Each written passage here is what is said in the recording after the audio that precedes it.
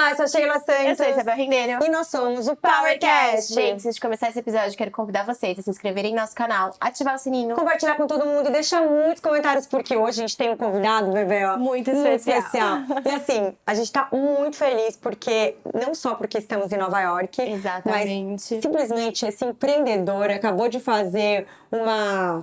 Como dizer, uma imersão, um mega evento em São Paulo, que veio gente do mundo todo. Exatamente. E por coincidência, vários convidados que passaram já por aqui falaram dele indiretamente, uma coisa louca, ou seja, era um sinal pra você estar aqui. Quem tá aqui com a gente? Mariano Gomide de Faria, bem-vindo! Seja bem-vindo. Obrigado. Ele é o founder da VTEX.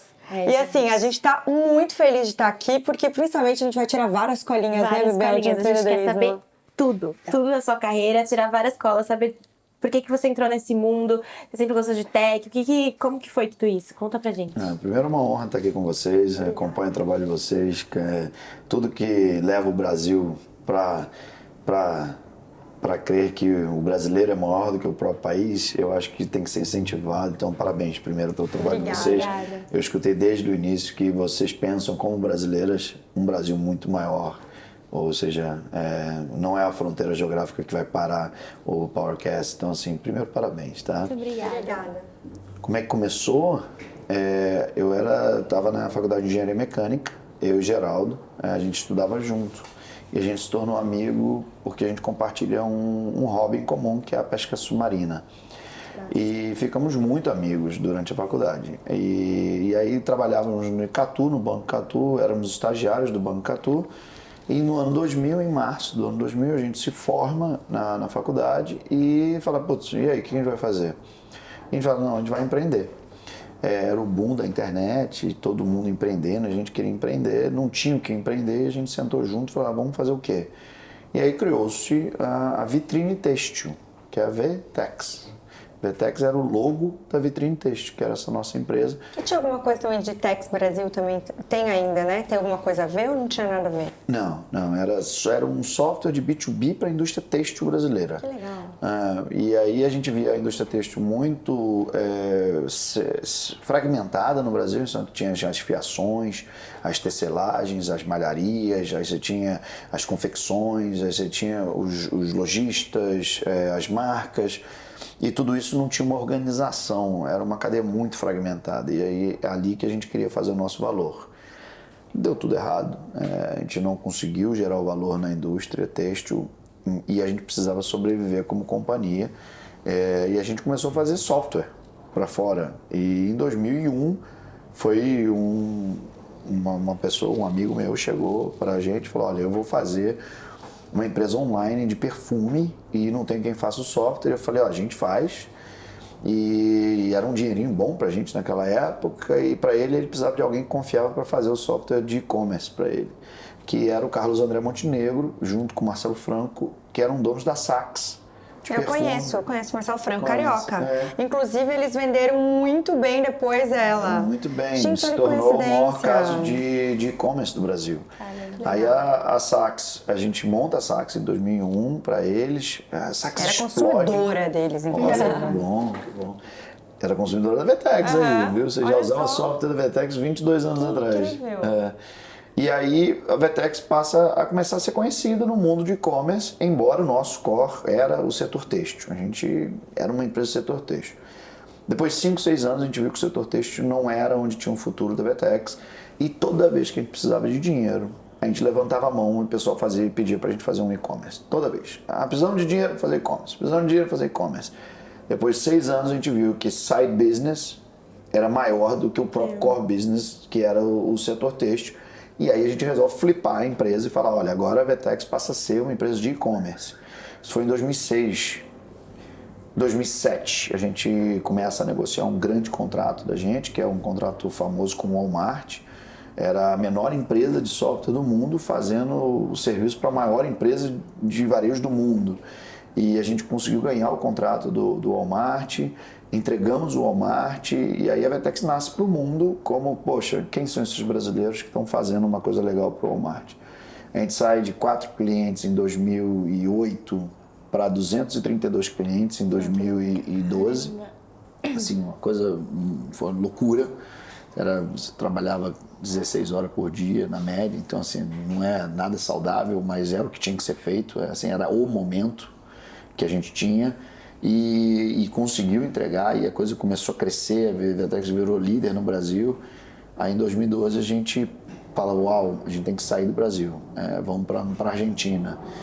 E a gente já tinha um nome no Brasil em 2012. E aí a gente foi para a Argentina, não conhecia ninguém, a gente começou a frequentar feiras e começou a bater porta. E aí conseguimos nosso primeiro cliente na Argentina em 2013. 6 anos depois a gente se torna líder na América Latina, consolidado. Então a gente lançou México, Chile, Peru e Vetex tomou conta. Aí novamente em 2016 a gente viu, Brasil a gente já era líder absoluto, Latam a gente já estava como assim, a grande empresa de software para e-commerce. E aí a gente lança Estados Unidos e Europa em 2016. Eu me mudo com a minha família para a Europa, para a Inglaterra. Outro co-founder nosso, o Soncini, se muda para os Estados Unidos. E sempre atribuindo mais risco, né? Por que esse negócio de expandir globalmente? Porque a gente sempre pensou que se você não o software, ele nada mais é do que a arbitragem do conhecimento em processo. Então, se você não conhece o que o mundo conhece de e-commerce, você não vai ser uma empresa boa de software. E a gente sempre teve isso por trás, assim, ou a gente é uma empresa global, ou a gente não é nada. E a gente botou isso como uma paranoia nossa. Então, assim, desde sempre a gente falou, ou a gente vai ser uma referência para o mundo, ou a gente não vai ser ninguém. E a gente conseguiu, não foi fácil, mas aí, 2 anos atrás, em 2020, 3 anos atrás, em 2020, a IDC, que é um instituto muito famoso fora aqui, bota a Vetex como a grande líder no mundo, acima de Oracle, acima de Salesforce, acima de SAP, acima de empresas que estão aí há, sei lá, décadas, colocam a Vetex como, tipo assim, o único expoente brasileiro a estar liderando uma indústria global de software. E pra gente foi maravilhoso isso.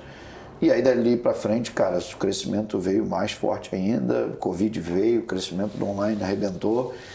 Então, assim, a gente sai lá de 5, 6 funcionários em 2008 para 1.300 funcionários, clientes em 38 países hoje, e um baita de um time.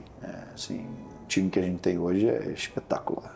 Gente, eu tenho milhões de perguntas aqui. Vou começar a fazer uma pergunta curiosa. Por que Argentina? Porque a tecnologia lá não era tão boa ainda? Tinha um mundo aí, um mar azul para se explorar? É muito mais simples do que isso. Quando você está em crise, as decisões são óbvias e pragmáticas. Eu fiz uma pergunta óbvia, assim, por que a gente saía de São Paulo para ir para Manaus vender e pegava um voo de 6 horas, e o mercado de Manaus muito difícil, porque é muito diferente do mercado de São Paulo, e por que a gente não pegava um voo de 2 horas para uma metrópole gigante, que era Buenos Aires? Porque a gente tinha medo da língua. O Brasil era benchmark para a Argentina, as pessoas vinham da Argentina para o Brasil. Aí, em vez de começar a viajar para Manaus, eu comecei a viajar para Buenos Aires.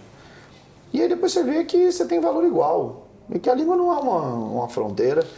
Eu não falava zero espanhol, e aí a gente começou a frequentar eventos, e começavam a perguntar para a gente e expor os casos do Brasil lá. E a gente fazia um portunhol ali arrumado, assim, coisa bem armengada, e as pessoas queriam escutar a gente. Até que veio um dia que um cliente, a Personal, que era uma grande telecom de lá, é como se fosse a Claro no Brasil, veio e falou, olha, cara, eu quero o software de vocês. E a gente não tinha nem tradução para espanhol do software. E ele falou, cara, tá bom, vamos lá. E a gente vendeu, e na venda a gente traduziu, implementou e deu sucesso. E assim foi criada a Argentina. Foi porque era barato, foi porque estava ali do lado. Era o mesmo preço, você pegava um voo para Manaus, você pegava um voo para a Argentina. Só que se você faz a Argentina, você faz um PIB muito maior do que Manaus. Então, assim, a gente sempre teve essa cabeça de que geografia não é uma barreira. E a gente tem até hoje. Ainda mais em tech, né? Que realmente você consegue ter Sem clientes no fronteiras. Japão, em qualquer lugar. É. Isso é maravilhoso. E vocês já tinham alguma expertise para fazer software? Como foi para você e seus sócios fazerem o primeiro, assim? Qual foi o maior desafio que vocês tiveram? O primeiro foi a Saks, então a gente sabia o que tinha que entregar. A gente vinha de uma carreira, de uma faculdade muito técnica, que é a engenharia mecânica. Então eu e ele, a gente codava, ele muito melhor do que eu, a gente desenvolvia e começou a contratar pessoas que desenvolviam, técnicos também. No final das contas, o software a gente viu como um instrumento de construir o que a gente queria.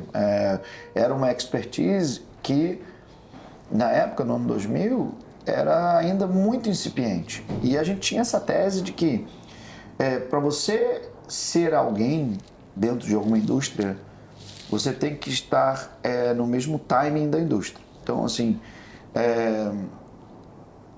tem uma questão que eu sempre pensei, que é: a sociedade te permite acessar dinheiro no tempo da sua maturidade como pessoa.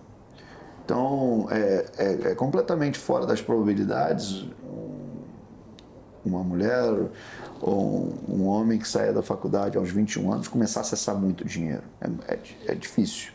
A reputação precisa ser criada para que a sociedade aceite que aquela pessoa acesse dinheiro. Então, na prática, onde você vai acessar dinheiro na tua vida, estatisticamente, é ali entre os teus 33 e 45 anos. E aí era a tese. Se a gente vai acessar dinheiro neste momento, em que indústria a gente quer estar nesse momento? Se a gente vive 15, 20 anos numa indústria onde a gente está fazendo a indústria, a gente vai estar atrelada ao renome da própria indústria no Brasil. Sim. Então, quando a pessoa pensar em e-commerce, ela vai pensar em VTEX, ela vai pensar no Mariano, vai pensar no Geraldo. Pronto, a sociedade vai nos permitir ter dinheiro. E esse era o grande sonho, né? Eu acho que muito empreendedor hoje inicia os seus negócios sobre um propósito, eu acho isso nobre, mas na prática, eu acho que a maioria dos empreendedores começa com o objetivo de ter dinheiro. E as pessoas não falam abertamente sobre isso. Não foi diferente com a gente. A gente queria ser rico, a gente queria ter dinheiro, queria ter liberdade. Depois que você descobre que, depois que você atinge a liberdade, você, tem outros valores. E aí você começa a ver que, dar a liberdade para outros, fazer com que outros acessem caminhos também, passa a ser um propósito muito grande. Aí a gente viu que o nosso time começou a acessar isso, depois a gente viu que os parceiros começaram a acessar isso, depois os nossos clientes começaram a acessar isso. Então, assim, dar um exemplo de um cliente na Argentina, que é a Frávega, é como se fosse a Casas Bahia na Argentina. Eles dividiam o mercado com o Garbarino. E tinha a Frávega, contratou o VTEX, e o Garbarino fez o custom, ele construiu o próprio software.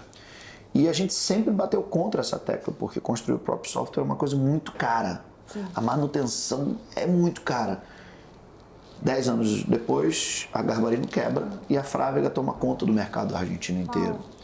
E não dá para não dizer que a VTEX não foi um agente disso. Ou seja, depois que você vê que o que você faz cria futuro para outras pessoas, aí você se apega a outros propósitos, né? Então, assim, eu acho que a vida do empreendedor, do empresário, do executivo, ela vai se moldando ao longo do tempo. A paternidade, a maternidade vem, você vai envelhecendo, você vai olhando a sociedade de uma forma diferente. E aí as tuas entregas para quem está ao teu redor, para quem depende de você, passa a ser o que você se apega como um instrumento que você acorda e vai dormir tarde, né? Tem mais propósito, né? Nas entrevistas que eu faço o pessoal de Bar Raiser dentro da empresa, eu pergunto sempre, eu falo, olha, se você obter o teu sucesso pessoal e profissional daqui a 15, 20 anos, para quem que você vai ligar e dizer eu consegui? Não é agradecer. Agradecer, você agradece mãe, pai. Para quem que você vai ligar e falar assim, eu consegui. E é muito interessante, entra aí professores, entra alguém que te maltratou, que você guarda ali e você fala, vou ligar para aquela pessoa, dizer, eu consegui. Então, essa energia do causar o remorso, a energia do falar, cara, eu vou fazer, no fundo, é o que faz uma pessoa de alta performance, performar Assim, você tem várias formas de medir performance. Muitos param no 9/10. O 10/10, eu não conheço alta performance sem paranoia. Não existe. E para ter paranoia, você precisa ter alguém que você fala, cara, eu vou entregar isso. E eu acho que todo mundo tem. Se você perguntar quem é, você passa a conhecer muito das pessoas, entendeu? Vocês têm. Vocês duas têm também. E ao pensar nessa pessoa, você descobre tudo do que aquela pessoa tem de garra de fazer ou não fazer. E isso não pode estar fora do que é entrevistar uma pessoa. Entendeu? Você gerencia pessoas através da união de sonhos. E você não pode não entrar no mérito do sonho. Não é só o profissional que performa, é o indivíduo. E se você não entrar no mérito de conhecer o indivíduo, você não consegue entregar para aquela pessoa o caminho para o sonho, né? Então, isso desde lá de trás a gente trata isso na Vertex, das empresas que a gente comprou, sempre você tem que estar compartilhando o sonho. Isso é. Eu ia até perguntar, agora você falou das empresas que a gente comprou, porque vocês fizeram algumas aquisições nesse caminho, né? Qual foi o critério para vocês fazerem essa aquisição? A empresa ia acrescentar alguma coisa em vocês? Ou era tipo, pode ser que eles cresçam e fiquem maiores do que nós? Como que funciona isso? O critério era o aumentar o pote de pessoas que de fato têm skin in the game. Que de fato vão pensar, vão sonhar a empresa junto. Sonhar literalmente, estou falando sonhar de deitar na cama e o sonho vir sobre aquela coisa que você discutiu naquele dia. Quando você entra nesse nível de intimidade num grupo de 8, 10, 12 pessoas, você tem uma empresa. Enquanto é só você ou duas, é muito difícil. Quando você tem 8, 12, aquilo vira uma coisa. E a gente não tinha. E eu falei, poxa, a gente precisa disso. E aí a gente começou a comprar a empresa com esse mérito. Ter pessoas que vão compartilhar desse sonho, que vão trabalhar de 7 às 10 da noite e que vão se doar para a empresa perante um período de tempo, pelo menos, como você vai se doar. E assim foi feito. A gente adquiriu várias empresas que eles estão até hoje na empresa, muitos deles. E que se doam até hoje na empresa com a mesma veemência e dedicação que se dedicavam lá atrás. Então, esse era o principal objetivo. E como a gente escolhia,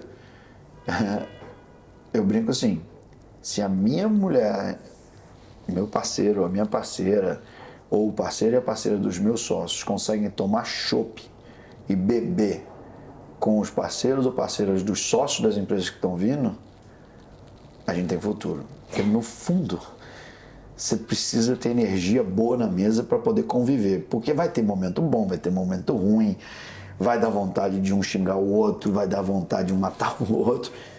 No fundo as famílias vão conviver juntos no mesmo, seja bom ou seja ruim. Se sim, você pode botar para dentro.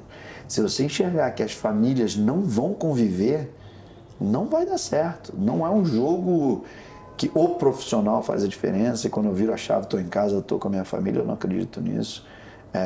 Em alta performance, a família vive intensamente, tanto quanto você. Sim. E é um baita desafio isso, porque tem toda a questão de qualidade de vida ao redor e tal. Tem uma frase do Scott Galloway que fala isso, assim, não se matem se por um período de tempo você se doar mais para um determinado caixinha da tua vida. Depois você equilibra, mas hoje eu vejo um pouco uma alergia muito grande de eu estou me dedicando mais tempo neste período da minha vida a uma caixinha do que a outra. Eu acho que tem um pouco de preocupação demais sobre isso, assim, não tem problema nenhum, né?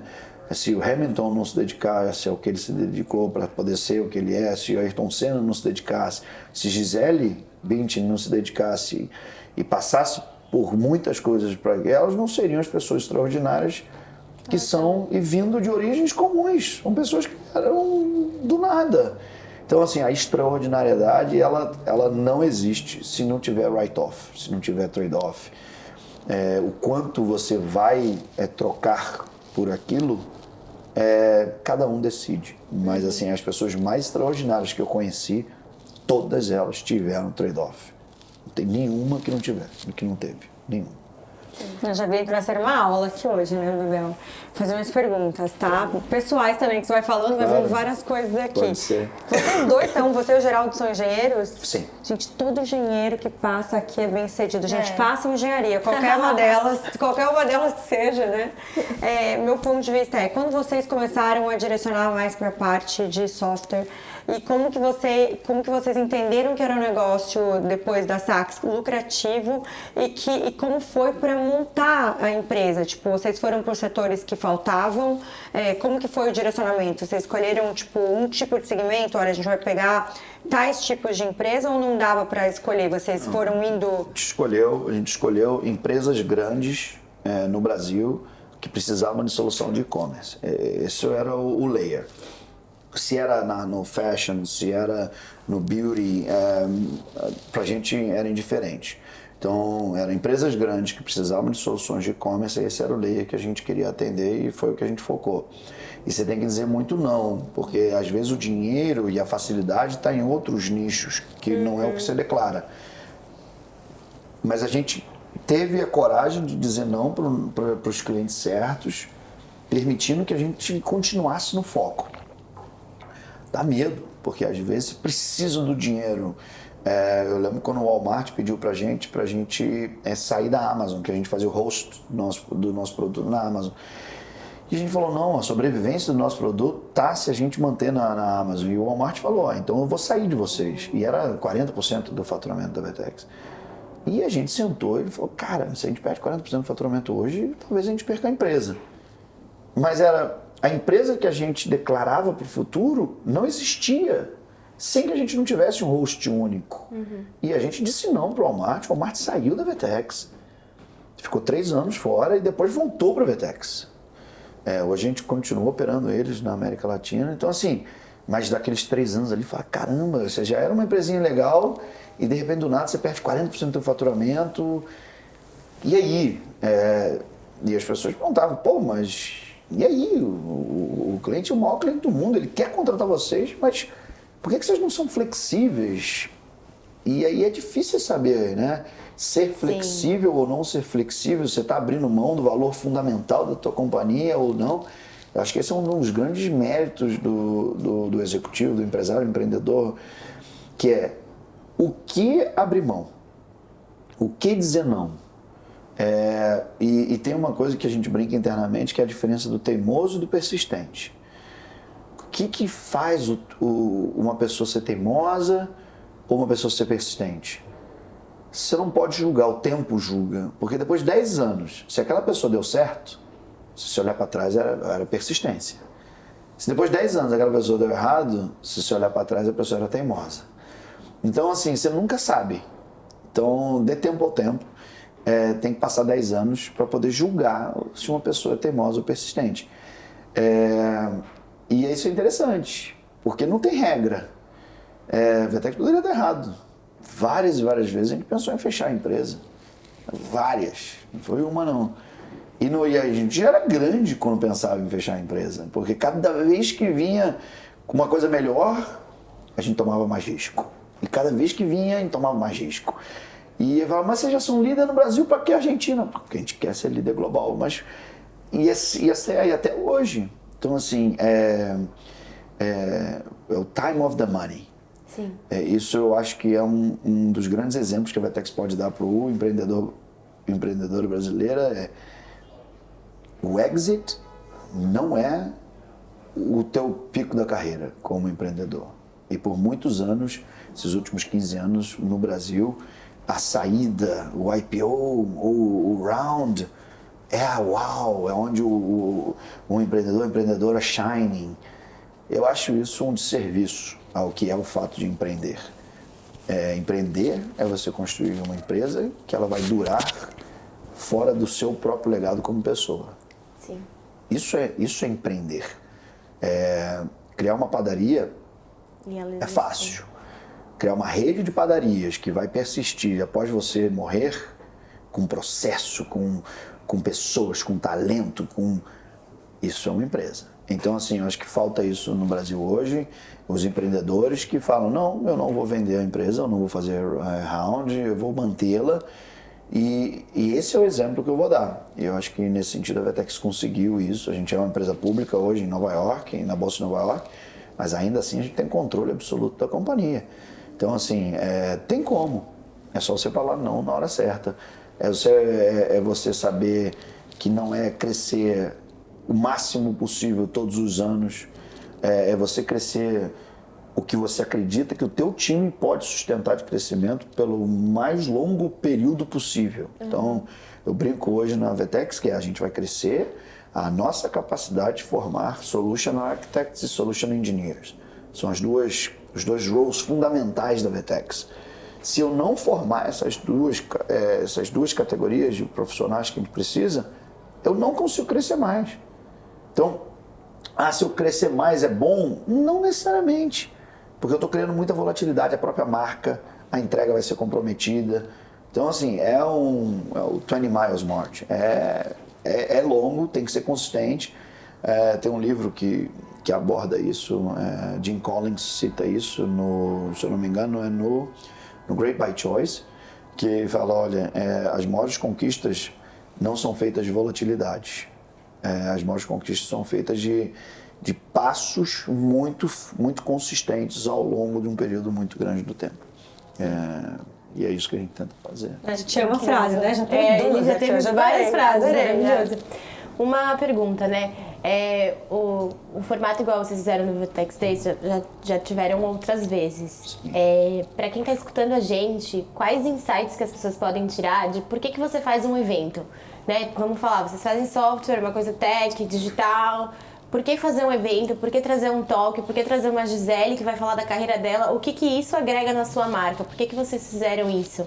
O que as pessoas podem tirar de learning? Bom, novamente, assim, a sobrevivência é a mãe da criatividade. A gente vai lá atrás, volta aqui na frente. Tipo assim, jogo de memória dele, tá? Não. Então, assim, no ímpeto de sobreviver, você se torna criativo. Qualquer ser humano. A gente estava muito pequenininho, em 2009, a gente estava com o Walmart, mas ainda tinha 30, 40 pessoas e a gente sabia que se a gente não unisse a indústria brasileira, a Vetex em si não seria nada. Por exemplo, por que você conhece a França por perfume?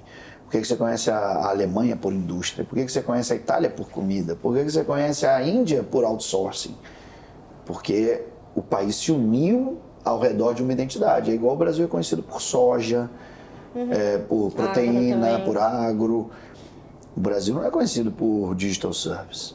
E não era em 2009. E aí surgiu aquela ideia de falar assim, cara, se a indústria não se unir, nunca seremos. E aí eu liguei para 2 ou 3 que a gente conhecia, o André Street da Braspag, que é hoje proprietário da Stone. Falei, André, a gente precisa reunir a indústria. Vamos juntar uma galera aqui? Vamos. Juntamos 50 pessoas, um palquinho do tamanho dessa sala aqui, e a gente começou a falar desafios da indústria e tal, papapá. No segundo ano a gente fez de novo o evento, a gente chamou, 100 pessoas, apareceram 250. Eu falei, ué, tem alguma coisa aí. E a gente já tinha feito no cinema, que já foi mais legal. Terceiro ano, a mesma coisa, a gente chamou 250, apareceram 1000. E a gente não tinha convite, era assim, vamos ali. E, cara, aquilo ali, eu falei, caramba, as pessoas querem compartilhar, as pessoas querem estar junto. E aí foi quando surgiu a ideia do Vetex Day. Eu falei, cara, vamos fazer um evento então. Antigamente a gente chamava de Emerging, era outra marca. E falou, não, vamos fazer o evento com o nome da Vetex, que é um dia pra gente discutir a indústria. E aí começou, em vez de chamar parceiro só, vamos chamar cliente também. Cara, quando a gente viu, a gente estava com um evento de 10 mil pessoas, assim, e aí a gente tinha a questão de passar conteúdo, que é sempre o centro do evento. Então a gente nunca permitiu um sponsor do evento a palestrar no evento. A gente falou, cara, você quer patrocinar, você vai patrocinar, você vai ter um stand. Mas conteúdo, a Vetex que vai escolher. E a gente já escolheu várias vezes clientes de outras plataformas que não eram Vetex. Legal. Porque o conteúdo, ele tem que ser agnóstico. Quem é bom, tem que repetir, tem que passar isso para frente. E isso foi muito forte no Vetex Day, desde sempre. E eu acho que por isso as pessoas vêm e falam para os outros e continuam vindo, Esse ano a gente botou 20 mil pessoas. Esse ano foi estouro, né? Esse ano foi estouro, porque assim, eu acho que... Cabe nessa sala 20 mil pessoas. Exatamente, o excesso de informação, adoro. O excesso de informação positiva, tipo assim, eu vi meu Instagram inteiro tava no Metex Days. E é incrível isso. Não que eu tenha muitas pessoas, mas tipo, é muito legal porque As assim... 20 mil pessoas. O pessoal fala que a gente pintou de rosa o Instagram e o LinkedIn, tá pintado de rosa. É um pouco disso, sim. No momento que você segura e mantém o evento no mesmo propósito de compartilhar conhecimento, as pessoas vêm. Se as pessoas vêm, as empresas que querem aquelas pessoas também vêm. Então, assim, foi o primeiro ano que a gente teve a autorização de fazer capacidade total depois do Covid. Então, dos últimos 3 anos a gente não pôde fazer. E era aquela dúvida, será que as pessoas virão? Ou o home office toma conta e só querem conteúdo digital? A gente tinha dúvidas. Cara, o evento foi sold out 12 dias antes do evento. Assim, a gente não conseguia mais botar gente para dentro. Então, ano que vem a gente vai ter que rebolar para poder criar alguma coisa que caiba mais gente lá dentro. E foi assim, um sucesso. O conteúdo foi preciso. Por que trazer Giseles? A gente trouxe a Gisele, trouxe a Carol Maia, trouxe a Jessica Watson. Porque você tem a pauta da categoria, que é o Digital Commerce. Você está lá. Mais de 150 palestrantes. Está lá. Mas existe outra pauta que remonta à criação de qualquer empresa no setor, que é o inspiracional. Por que eu vou trabalhar? Por que eu vou trabalhar mais do que eu preciso para bancar o que eu preciso para a minha família? Gisele trouxe isso, a Jéssica trouxe isso. A Jéssica foi a primeira pessoa no mundo a fazer a circunnavegação sozinha, sem parar, aos 16 anos de idade. Eu assisti o filme. Maravilhoso. Chorei horrores. O filme é incrível. Eu vi com minha filha, com meu filho. Todo mundo chorou, né? Todo mundo chora, porque aos 16 anos, não é que aos 16 anos ela fez, aos 11 ela decidiu fazer. Exato. Persistente, assim, e aos 11 anos... Eu chorei várias vezes, porque eu também sempre fui muito persistente desde nova. Eu sempre soube o que eu queria fazer. E é muito louco isso, porque eu acho que não tem a idade, eu acho. Eu acho que você... Tipo, a hora que eu vi aquela menina do interior, tudo bem, tava na Austrália, mas ela indo lá, batendo na porta do capitão, sim, né, que ajudou ela, que tava já aposentado, e fazendo toda aquela estrutura dela de vida, ele apostando nela, a família deixando ela sair. Que isso foi incrível, né? Tipo, o apoio da família por ela ter ido e assim... 16 anos de idade, gente. E focada. E assim, vamos botar em perspectiva. Navegadores e navegadoras com 20, 30 anos de experiência não fazem o feito que ela fez. Exato. Entendeu? Ela era uma menina. 16 anos, gente, ela tinha assim... 3 anos de experiência. Exatamente. Eu vejo aqueles vídeos de navio em alto mar, que vem aquelas... Você imagina ela com aquela barco de vela que virou, que ela ficou não sei quanto tempo, aí tem, eu nem sabia que daí tem aquela parte da bolha que sobe, que vira. Você tem meio que uma aula de vela lá também, incrível. E assim, interessante, fora a questão física, mas e a questão psicológica? Você isolada do mundo no Covid, no ar-condicionado, com internet, com Paramount, HBO, já é para deixar as pessoas malucas. Imagina. Agora você imagina, você tá no meio do absolutamente nada, onde você não conversa com absolutamente ninguém, ficar 290 dias nesse estado.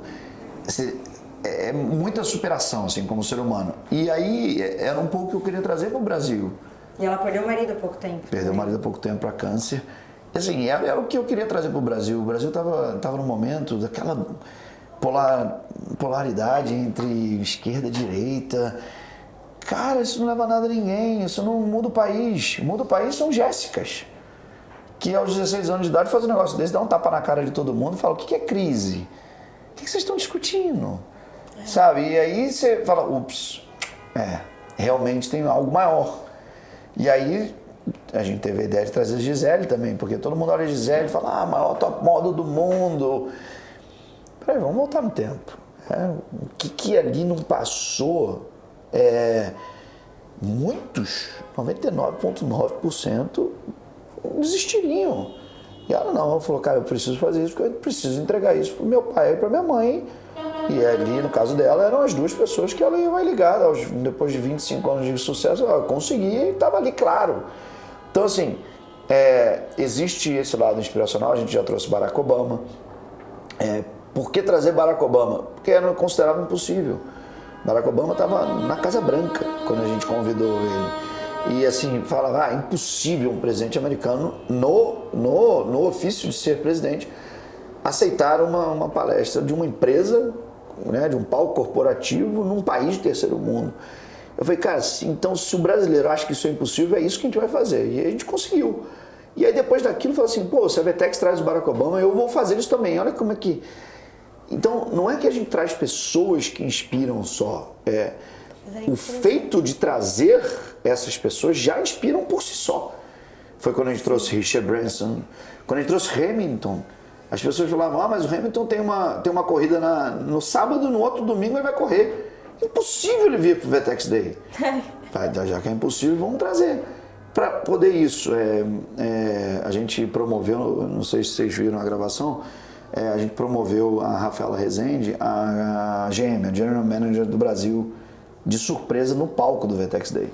Incrível. E aí uma das coisas que sai como reportagem é VTEX sendo VTEX, promove para a GM uma mulher e tal. E é legal o VTEX sendo VTEX. Que mostra que vocês já têm isso. Mostra isso, que as pessoas reconhecem, falam assim, cara, se a VTEX fazendo isso, ela cria oportunidade para outros fazerem. E de fato existe isso hoje.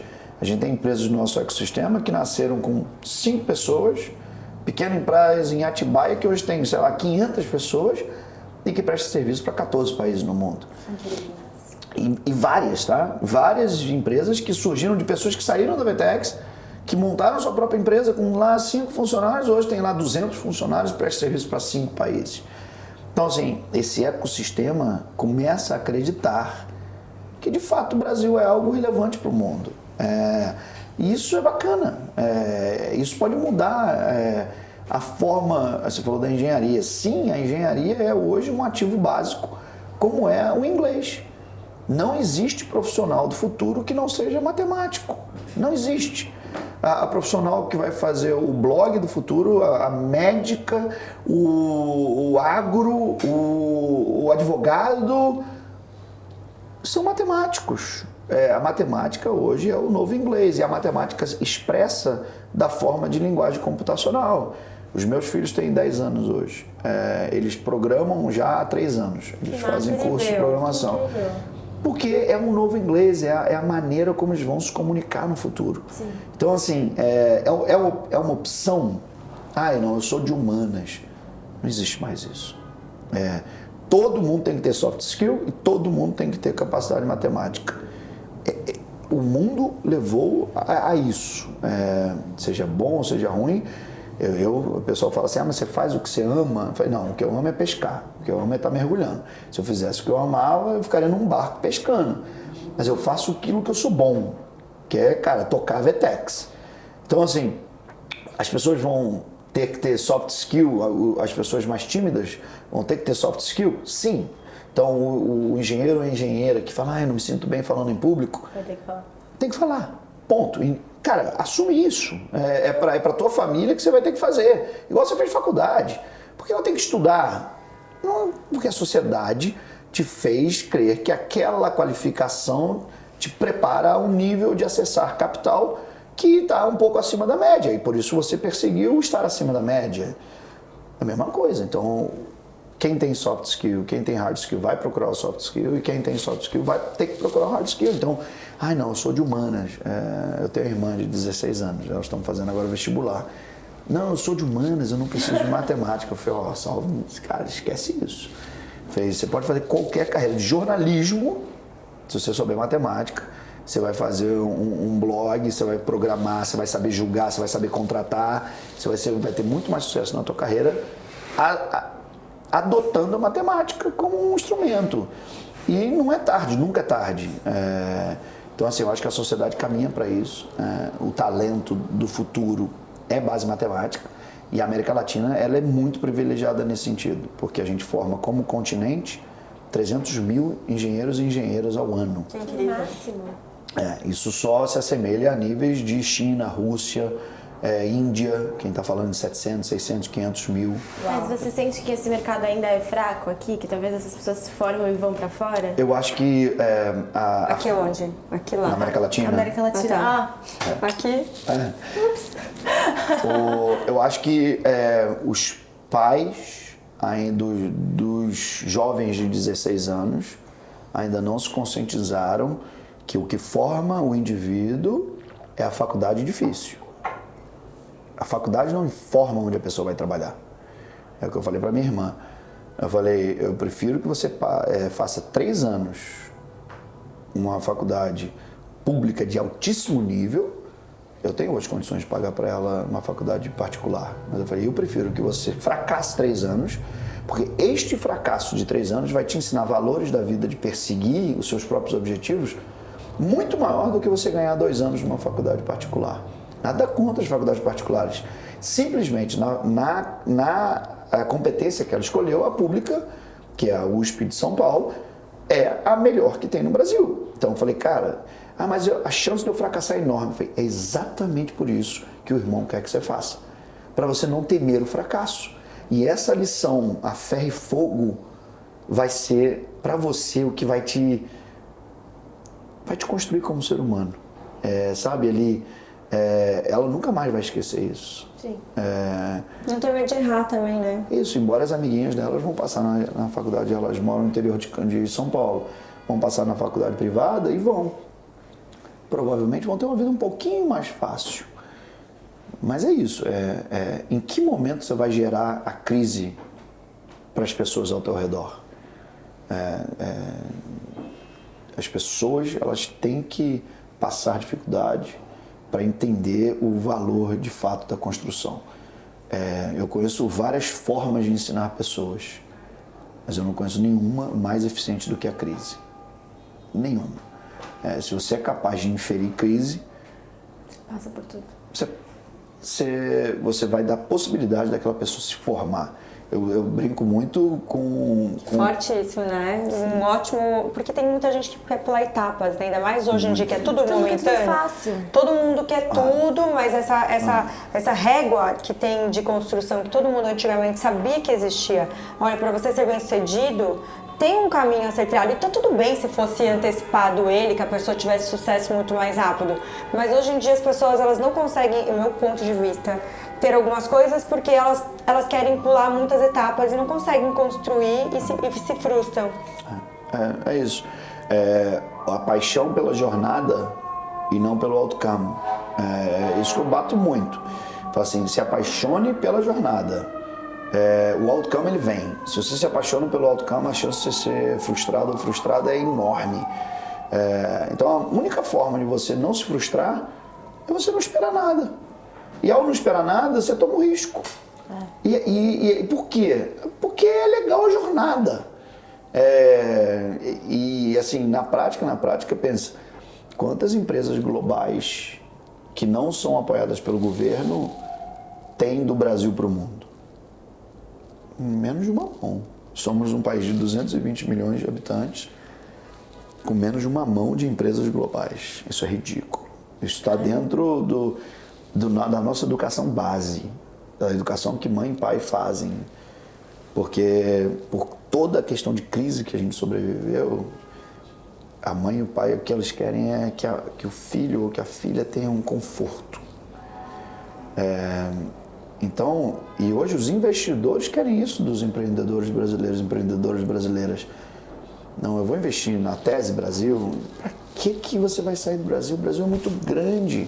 Então tem que tomar um cuidado muito grande, porque todo o dinheiro carimbado que hoje vem para o Brasil em forma de rounds, esse dinheiro quer que o Brasil dê certo. É natural dos investidores serem contra as empresas brasileiras saírem do Brasil. Por quê? Vai estar incorrendo no risco de crescer 60%, sendo que o investidor precisa que ele cresça, ou que ela cresça 25%, 30%. E aí o investido ou investida fala, eu estou escutando isso dos meus investidores, eles são pessoas mais experientes do que eu. Não, eles são conflitados. Então, a gente tem que ter coragem de criar o benchmark do que é uma empresa brasileira, do que é a história de sucesso de um empreendedor ou empreendedora brasileira. Não é o exit, não é a saída, não é a venda da empresa, não é o ser incrível no Brasil. Cara, se a gente muda isso e faz com que as empresas brasileiras atravessem a fronteira de 2 horas para ir para a Argentina, para a Colômbia, para o Chile, para o México, a gente toma conta de um bloco no mundo. E ao tomar conta desse bloco para o mundo, você vira um provedor global. Então, assim, existe essa possibilidade, ela é real. A engenharia criativa da América Latina é única. A gente contrata pessoas no mundo inteiro. Eu ia perguntar isso para você agora, sobre gestão de pessoas. Como que vocês fazem a gestão de pessoas estando em vários lugares? Eu acredito que hoje, né, deve ter um time muito especializado para fazer essa triagem, mas como que foi para começar a expandir e escolhendo as pessoas? Acredito, não tem como a gente conseguir pessoas 100% certas, né? Vai modelando. Mas como foi montar esse modelo de vocês na parte de gestão de pessoas? Assim, a gente tem um time especial para cuidar disso, tá? E esse time especial são todos. Vetex é um raro exemplo de que empresa que não tem um RH centralizado. Porque a gente faz a função de todos os líderes contratar, evoluir o plano de carreira e nutrir o talento que pode entrar na empresa. Isso é função de todos, não é de um grupo. Porque senão você lava as mãos. Pensa assim, honestidade não é um elemento fundamental da sociedade? Você não tem alguém que você terceiriza a honestidade da tua empresa. Tem um departamento de honestidade. Não. Tá. É um fundamento, né? Tá em todos. Mesma coisa o RH. Se você não forja isso em todos, as pessoas lavam as mãos. E aí acaba que você não tem alta performance, porque você não faz com que a pessoa foque no cerne da questão, que é a evolução do talento. Quer ver, por exemplo, a gente tem que tomar cuidado com a palavra do cuidar. A gente cuida dos nossos talentos. Se você cuida demais do teu filho, ele vai ser mimado. Então, às vezes, o excesso de cuidado, você não cria alta performance. E aí você perde aquele talento para o mercado. Porque aquela pessoa, ela quer mais risco. Ela quer estar em situações que ela vai se sentir a perigo. O ser humano busca isso. Então, assim, uma das coisas que a gente faz a gente não cuida das pessoas, a gente cria avenida para elas. Então, a peça central do RH da Vetex é o plano de carreira. Então, olha, cada pessoa da Vetex tem 5 anos de plano de carreira com várias rotas. Esse caminho aqui vai te dar... Tem 3 formas que você paga um indivíduo. Dinheiro, poder e conhecimento. Tem vários momentos na vida da pessoa que às vezes eu preciso mais de dinheiro do que conhecimento e poder, porque de repente eu tenho um filho, estou no momento do meu pai está doente, eu preciso de dinheiro. Tem outros momentos que, cara, eu posso ficar um pouco mais apertado, mas eu vou dedicar ao conhecimento. Tem outros momentos que o poder é bom. Eu estou gerenciando 100 pessoas, uau, poderoso, eu sou a pessoa que aparece, sou convidado nos eventos internos da empresa. O poder vicia. E você tem que entender a composição desses 3 elementos no interesse individual de cada membro do teu time. Então, você vai ali e pergunta para aquela mulher, fala, o que você quer? Eu quero isso. Está focando nos 3, esquece. Os próximos 2 anos, escolhe um deles para focar. Vou focar em conhecimento. Falei, então tá, então você vai abrir mão de salário, vai abrir mão de poder, que é management, e você vai para a ponta no cliente, que você vai, cara, ralar igual nunca ralou, mas vai aprender igual nunca aprendeu. É isso, ponto. Nesse período, aquela pessoa não vai reclamar que não está acessando poder e dinheiro. É a escolha dela. É a escolha dela. Tem outro caminho. Não, agora eu quero um pouquinho mais leve, eu quero acessar poder, eu quero flertar com isso. Porque você quer destruir uma pessoa, você dá poder a ela.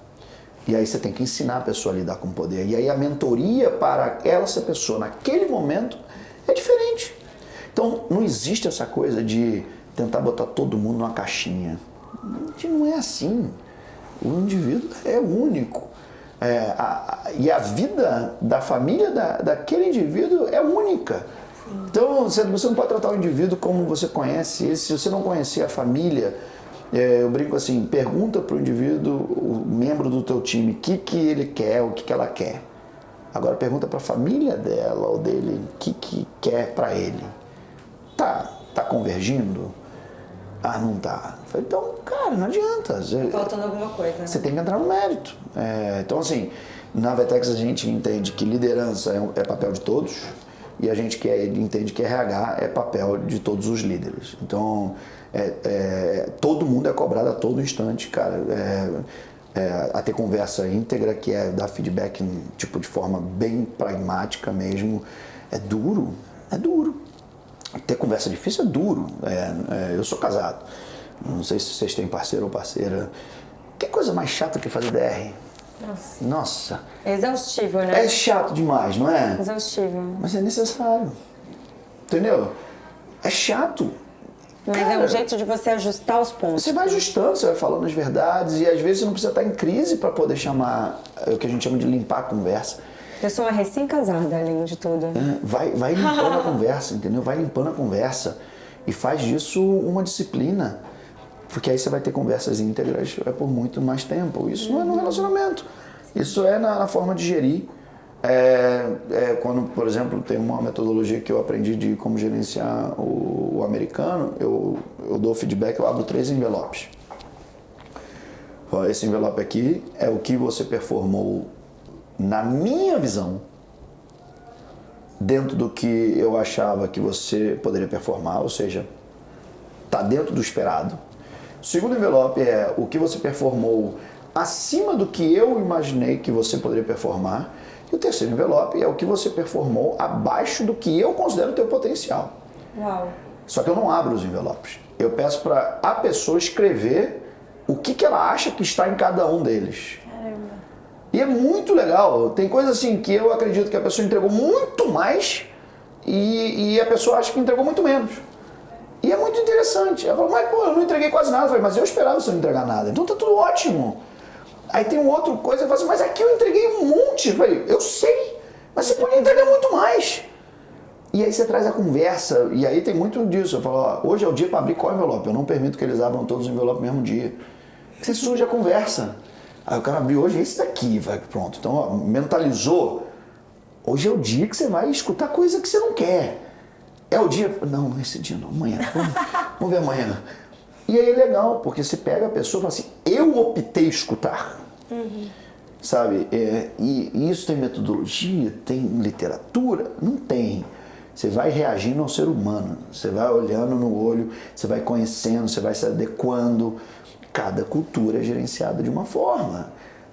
Pensa assim, a forma mais básica de cumprimentar pessoas que existe na América Latina. Um abraço, 2 beijos. Vamos dizer que é padrão. Dá um abraço, 2 beijos no americano. Dá um abraço, 2 beijos no indiano. Isso é uma agressão à cultura. Agressão. Então, não adianta você achar que a cultura da empresa vai ser maior do que a cultura do povo. Cultura, de fato, é uma só. É o povo a quem você pertence. O lugar que você nasceu, o teu povo. Isso é cultura. O restante são hábitos. E emendando nessa cultura que você está falando, vocês como empresa tão grande, né, pelo mundo todo hoje, como que vocês fazem para manter a cultura e passar para todo mundo que trabalha lá dentro? Ótimo. Primeiro, ter a certeza que a cultura centralizada não funciona. Você tem que ter a certeza que o romeno tem uma cultura específica que tem que ser respeitada. Você pode ter hábitos, rituais e princípios, mas você não precisa ter a Vetex é uma empresa de cultura forte. Questionável isso, porque você vai na Vetex em Singapura, tem uma cultura, você vai na Vetex em Estados Unidos, tem outra cultura, você vai na Vetex na Colômbia, tem uma cultura, no Brasil tem outra. Mas todas elas funcionam sobre mesmos hábitos, valores, princípios, rituais. Então, você sai um pouco do romantismo e senta, todos somos commerce specialists. Isso é parte do que somos, da nossa declaração. Pode ser a cultura que você quiser, mas você tem que passar nessa certificação X. Matemática, eu uso isso internamente, todos seremos matemáticos. Então, vem pessoas que vêm de outras carreiras e falam, não, mas eu não sou tão bom ou tão boa em matemática. Eu falo assim, aqui na Vetex você vai ser. Então, se você quiser alçar voo, esses são os roles, esses são as certificações e aqui está o caminho. Mas você vai me ensinar? Eu falei, não. Essa é uma outra frase que o Geraldo usa muito, que é, conhecimento se puxa, conhecimento não se empurra. Então não adianta você falar assim, vou dar treinamento, não.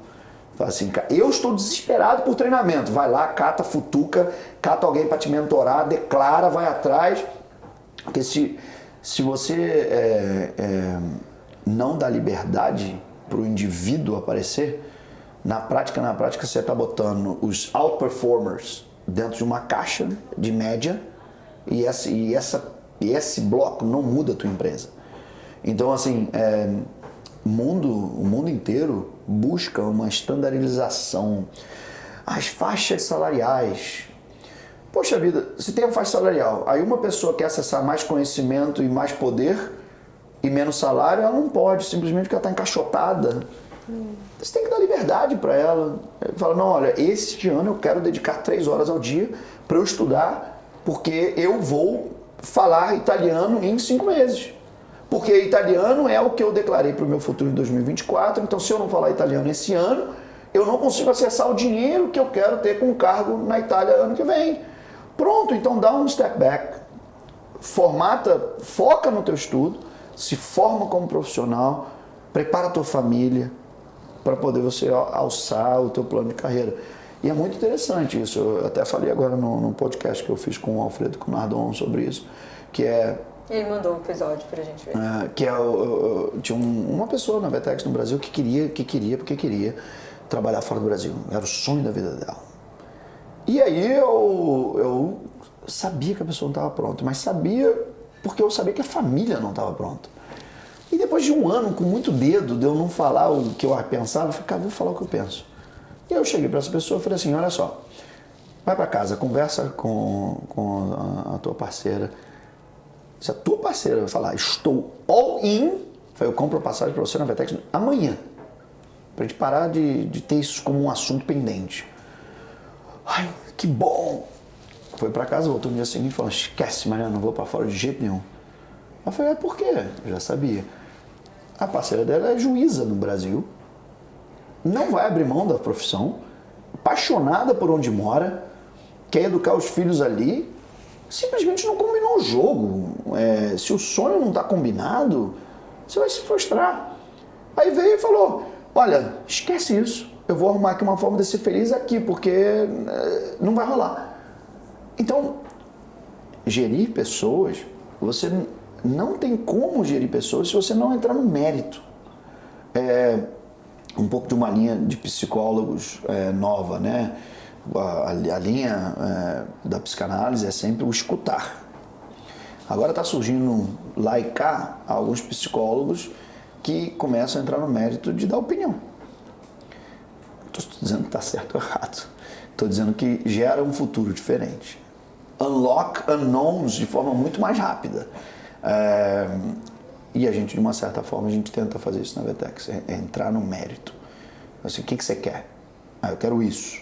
Eu falei, então o caminho é esse. Uau, mas é difícil. Eu falei, então muda o que você quer. E aí calibra, porque você não frustra ninguém, entendeu? Você ter certeza que o teu time está no lugar onde eles mais performam para o momento da vida que eles desejam, é como você ter uma empresa na mão. Assim. Você ter certeza que as pessoas estão aonde elas declararam querer estar. Porque aí não tem... eu poderia estar lá, eu poderia estar aqui, poderia... Não poderia ser para tudo. Você faz o que você tem que fazer para poder se qualificar como indivíduo, para poder atingir o nível de responsabilidade que você quer. Às vezes por exemplo, tem uma outra coisa que todo mundo quer ser gerente, quer gerenciar pessoas. Isso já é uma forma antiga de ver carreira. Hoje, as carreiras que mais pagam, que mais entregam, que mais dão liberdade para as pessoas é você ser o individual contributor. É você estar em frente do cliente, ou vendendo, ou implementando. É onde você ganha mais dinheiro em relação a todo outro bloco de pessoas, é onde você tem um maior nível de flexibilidade para poder viajar, é onde é o mais legal, porque você está em cada lugar, em cada momento, e as pessoas ainda assim se apegam ao querer ter o poder. Então a gente está educando as pessoas, falando assim, não, o bacana é estar na frente do cliente. Portanto, o bacana é você não ter ninguém que responde para você. E as pessoas mais maduras na empresa hoje já falam, graças a Deus eu não tenho ninguém para responder para mim. Uau, que liberdade eu tenho.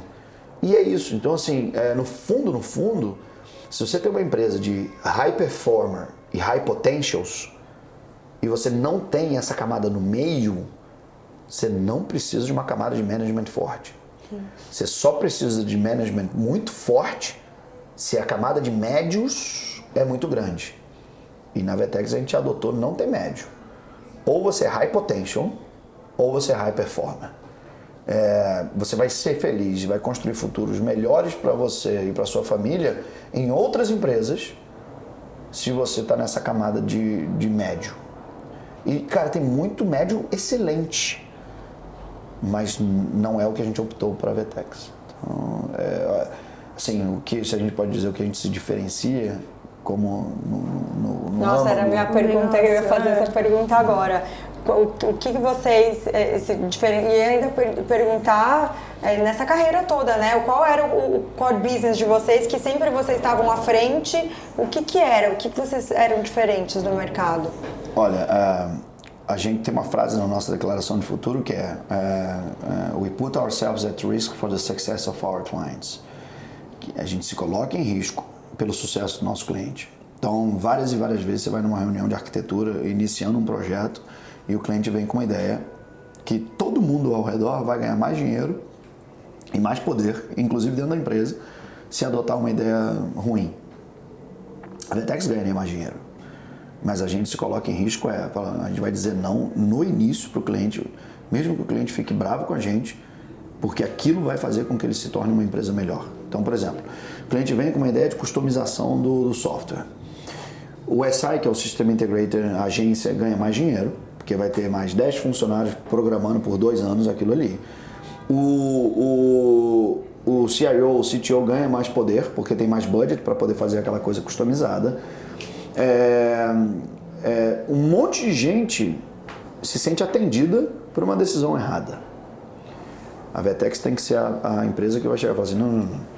CIO, você me contratou para proteger a sua empresa de você próprio. Então essa decisão é ruim, você tem uma solução que é muito mais simples, que vai te dar um futuro muito mais flexível, muito mais barato e sustentável, e a gente implementa em 1 semana versus 1 ano. By the way, você vai perder poder, porque você não vai ter 10 pessoas trabalhando para você. É isso que você nos contratou e é por isso que a gente está aqui dizendo que não, a gente não aceita essa arquitetura. Quando a gente começou a fazer isso nos Estados Unidos, o nosso time nos Estados Unidos falou, você tá maluco? Vai dizer não pro cliente? Eu falei, olha, é isso que fez a Vetex. A gente sempre foi muito opinionado.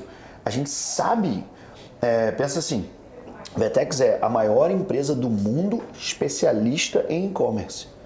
Você tem empresas maiores do que a Vetex no ramo da Vetex. SAP, Salesforce, Adobe, Oracle, são empresas muito maiores. Mas não tem mais especialistas em e-commerce do que a Vetex. Então a Vetex é a maior empresa pública especialista em e-commerce do mundo. E isso as pessoas subestimam. Porque você fala, mas SAP é muito maior. O time da SAP dedicado a e-commerce é menor que o meu. Então assim, a gente pode se dar o luxo de falar, olha, isso daqui a gente conhece, porque lá atrás a gente falou, isso aqui é a única coisa que a gente vai fazer na vida. É igual aquela pessoa que faz pão ou sorvete, e faz sorvete faz 30 anos. Isso me lembra uma coisa muito interessante. O mestre dos mestres de fazer aquelas peças de vidro, se eu não me engano é um alemão, eu esqueci o nome dele. E a gente estava 10 anos atrás, a gente estava numa conferência da Naspers, e ele foi lá ensinar qual é o maior ensinamento que ele tinha de 50 anos fazendo só vidro. Ele só faz isso da vida, 50 anos é o maior mestre que existe de fazer vidro no mundo. E tinha um empresário que sabia fazer vidro. E que ele falou, olha, a prova final que eu vou te ensinar, o meu maior fundamento é você fazer a base do vidro. Só que aquelas esculturas de vidro lindíssimas, a base é uma coisa redonda, ridícula de fazer, né? E aí ele pegou o empresário e falou, olha, faz a base pra mim. Aí eu falei, mas isso eu já sei fazer. Ele falou assim, confia que não, faz a base pra mim. Aí ele pegou o vidro, você joga o vidro quente e começa a moldar a base. E ficou ali meia hora moldando a base e tal, papapá. Ele falou, tá aí a base. Ele falou, ótimo, agora eu vou te provar que você não sabe fazer a base. Aí o mestre pegou na frente de todo mundo, pegou o vidro ainda quente, E conversando com o empresário, não virava a base na mesa. E a base ia esfriando no pote. E aquela, caramba, e ele explicando, falou, olha, o que eu vou te ensinar hoje é o que está por trás de 50 anos de aprendizado. É você evitar o trabalho braçal controlando o tempo. E aí, no que ele foi falando, a base foi esfriando no pote. Quando ele virou a base cai, pof, e fica perfeita. Ele não molda a base. Aí ele falou, hoje eu te ensinei que basta você saber o tempo certo de implementar a coisa correta, você vai ser muito mais eficiente que os outros. Eu falei, esse é um bom ensinamento. Você não pode ensinar treinamento duro, isso daí é o que outros vão ensinar. Mas você ensinar que o momento extraordinário daquela pessoa está atrelado ao sonho daquela família, daquela pessoa, no momento certo, e entrar no mérito disso, isso é o que eu acho que a gente faz de único. A gente sempre entrou no mérito de quem trabalha pra gente, para dar no tempo o que aquela pessoa busca. Que massa.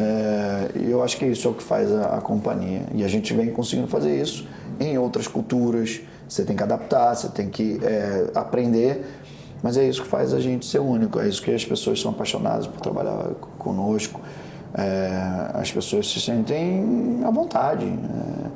É muito engraçado. Tem uma menina que trabalhou para mim, depois foi trabalhar no meu family office, menina, porque ela entrou na empresa, ela tinha 19 anos, é uma menina, né? Hoje é uma mulher, uma puta executiva, assim, cara, ela falou outro dia, defendendo a Vetex para outras pessoas, porque perguntaram para ela, numa aula da Endeavor, ela estava comigo, ela falou, não, quero perguntar para você, que você já trabalhou lá e vindo do Mariano ele é bias, mas fala você. Aí ela falou que entrou na Vetex, como um exemplo, que ela entrou na Vetex, tinha 19 anos, e aí a gente pediu para ela fazer uma conferência de vendas. E ela falou, tudo bem, e ela é tudo organizada. Falei, qual é o meu budget, aonde eu tenho que fazer e tal, blá, blá, blá. E ela falou, aí o Mariano vira para mim e falou assim, tem budget. Você decide, você sabe o que é melhor para a empresa, você vai decidir o que é melhor para a empresa. Eu não tinha budget, eu não tinha orientação, eu não tinha nada, eu tinha que decidir, eu tinha uma semana de empresa. Ela falou, ali eu vi o que era Vetex, o sentido literal da palavra liberdade. Liberdade, quando você dá muito treinamento, na prática não é liberdade. Pode ser até mimo, né? Você faz uma analogia com como você educa os filhos hoje. Liberdade é quando você bota a pessoa para o desconhecido. Isso é liberdade. E quando você não atende aquela pessoa no momento que ela te pede ajuda. Isso é liberdade. É você criar agonia num ambiente controlado. Se ela errasse o budget de um evento, ia ser ou 200 mil reais, ou 400 mil reais, ou 50 mil reais. Não ia mudar a vida da Vetex.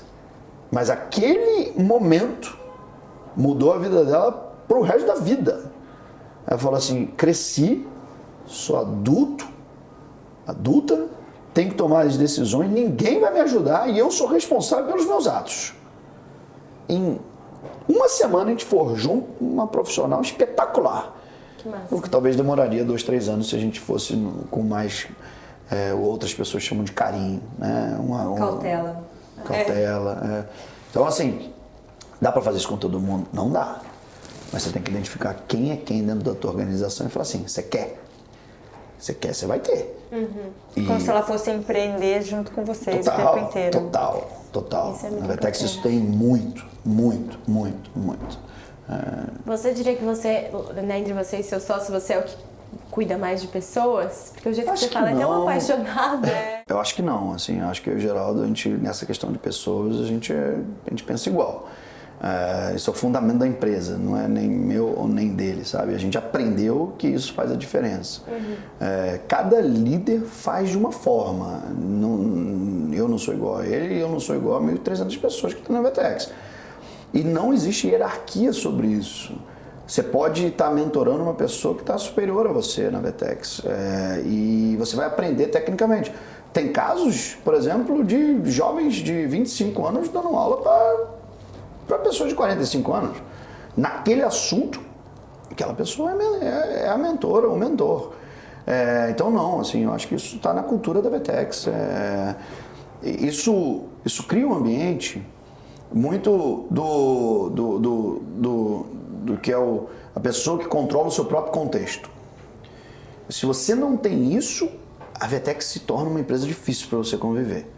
É você ser dona do contexto, assim, sabe? Você ser uma pessoa que você fala, cara, eu sou maior que contexto, eu controlo o contexto, eu faço o contexto acontecer e não ser refém do contexto. Ai, eu não consigo isso, por quê?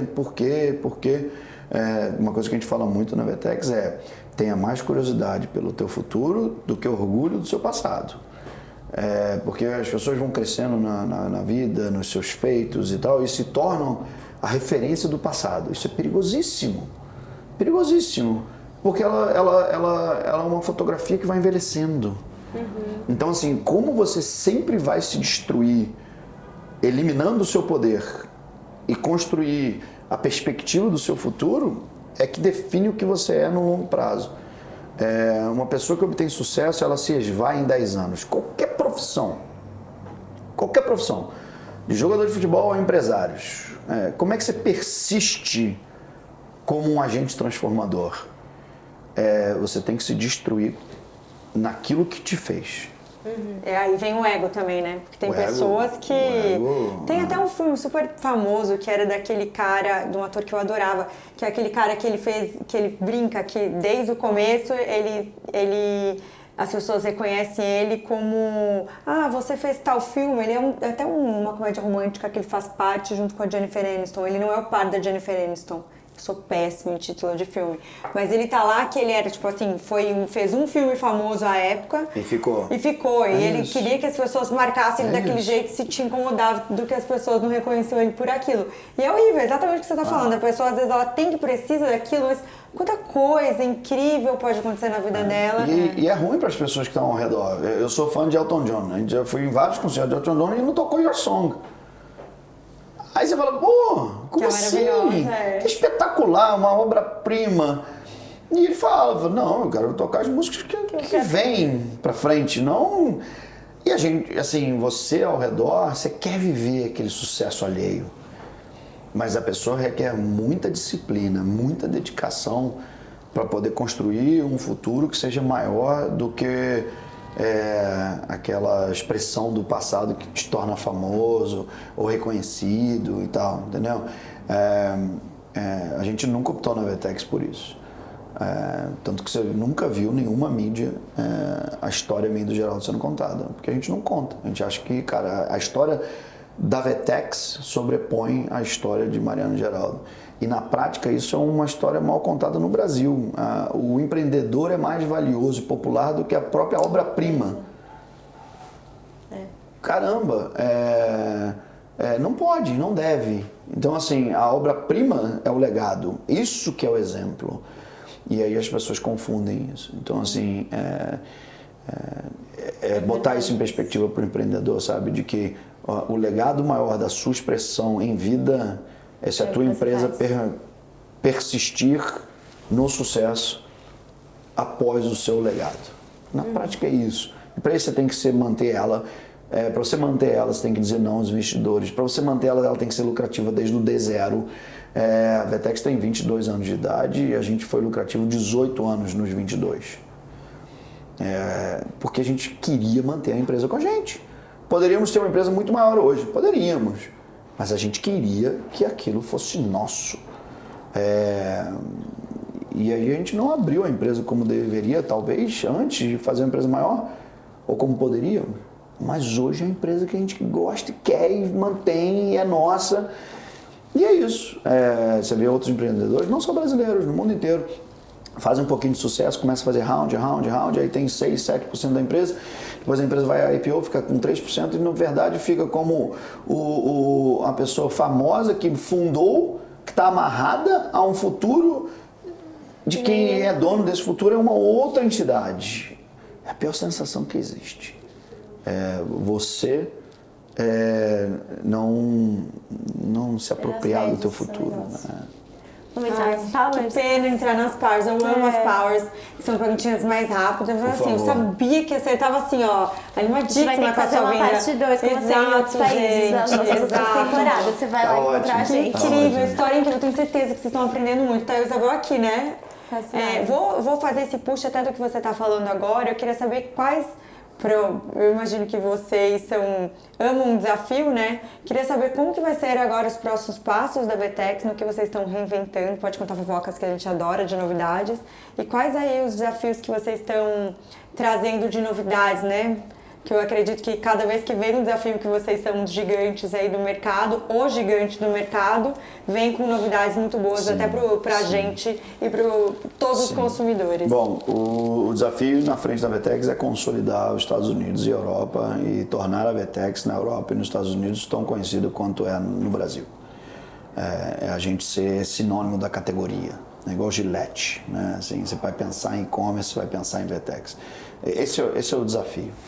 Para isso você precisa entregar casos, os casos precisam ter reputação absurda e as pessoas têm muito orgulho de estar usando o teu software. É um caminho único, já declarado, o mercado sabe disso e tal. Como é que faz isso acontecer? Cara, a gente vai aprendendo, a cada ano a gente aprende coisa nova, a gente ajusta, a gente vai ajustando, mas a forma declarada que a gente hoje vê esse futuro acontecendo é através de ter uma força de venda mais técnica. Porque, novamente, na linguagem da matemática, o mundo fala a mesma língua. Então, se a gente torna a força de venda da VTEX mais matemática e técnica, a gente pode falar com qualquer cultura e aí a venda pode ser feita em qualquer cultura. Isso pode unlock um monte na VTEX. De desafios internos é a formação de gente. Então como é que a gente contrata esse jovem, essa jovem e forma essa pessoa durante 2 anos para depois estar entrando no mercado de trabalho no Brasil, na América Latina e depois estar alçando voos à Europa, à Ásia e Estados Unidos. É isso que eu gasto bastante tempo dentro da empresa, formatando os programas de base que vão trazer essa sustentabilidade de longo prazo para a empresa. Boa. Vocês já são uma empresa gigante, mas imagino que ainda captam muitos leads. Quais são as maiores frentes hoje da VTEX para a captação de novos clientes? Orgânico, conteúdo, é onde vem hoje 50% dos leads dos Estados Unidos vem de forma orgânica já, é onde a gente está focando. Você tem uma empresa de B2B, não adianta ir na televisão, no Super Bowl e dizer, olha, eu sou bacana, não. É no ramerrão, é no dia a dia, é no boca a boca, que as pessoas vão falando de você e vão vendo as suas histórias sendo contadas. Então quanto mais conteúdo, quanto mais a gente coloca no mercado casos que a gente entregou, mais as pessoas falam da gente. O VTEX Day é isso. 100 e blau palestrantes, casos, muitos deles da VTEX, que estão lá compartilhando conhecimento como foi usar VTEX.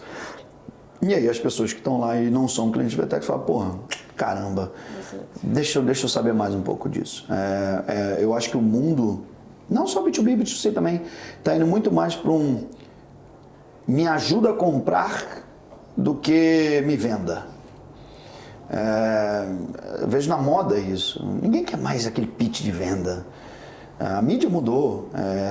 Me mostra o porquê que eu devo comprar em vez de tentar me vender. Sabe?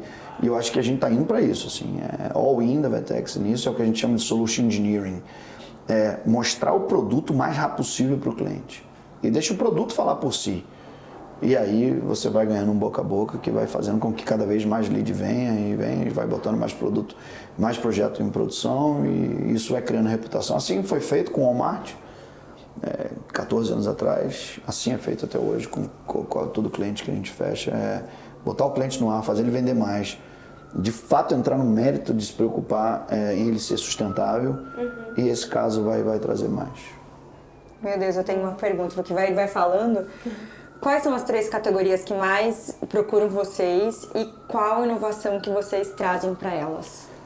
No B2C, vamos falar de 3, grocery, que é os supermercados, beauty and pharma, o mundo está totalmente se transformando nessa categoria, e general merchandising, marcas como Electrolux, como Whirlpool, Motorola, são D2C, são as 3 categorias no B2C. E a categoria que mais procura no B2B é a indústria. É a indústria que está colocando o software em cima do ERP. O ERP antes era o software que você entrava com pedido, agora o ERP já não é mais capaz de fazer essa entrada de pedido e procuram plataformas como o Vtex para estar no meio do caminho entre o pedido, entre o cliente e o ERP. Então, esse é o nosso mercado. É isso e só isso que a gente faz. Maravilhoso. Ai, gente. Eu queria terminar, eu tô triste. Que aula. Obrigada, Mariana. Obrigado Estou muito a vocês, feliz, foi porque eu um sei ótimo papo. que sabemos que, né, que você é muito ocupado, muito corrido. É um presente Sim, você estar aqui. muito Queria que você obrigada. deixasse as mídias sociais, onde achar a Vtex, onde achar, pra quem ainda não conhece o mundo todo, né? Você também, se quiser deixar suas redes. Tá bom. O Instagram eu posto muito em português, é onde eu adotei falar com o público brasileiro. Mariano, Twitter, MG Faria, o Instagram é Mariano G Faria, e onde eu sou mais ativo e onde eu posto mais coisas conceituais é o LinkedIn. Aí é só procurar Mariano Vtex, que você vai bater no meu LinkedIn. E é isso, é um prazer estar aqui com vocês. Obrigada. Não, a gente fechou com chave de ouro hoje, né, bebê? É o nosso primeiro dia de estúdio, nosso segundo dia de gravação aqui em Nova York. Gente, muito obrigada e não se esqueça de se inscrever no nosso canal. Ativar o sininho e mandar esse episódio pra todo mundo. Deixa muito comentário também, gente. Obrigada, gente. Um beijo.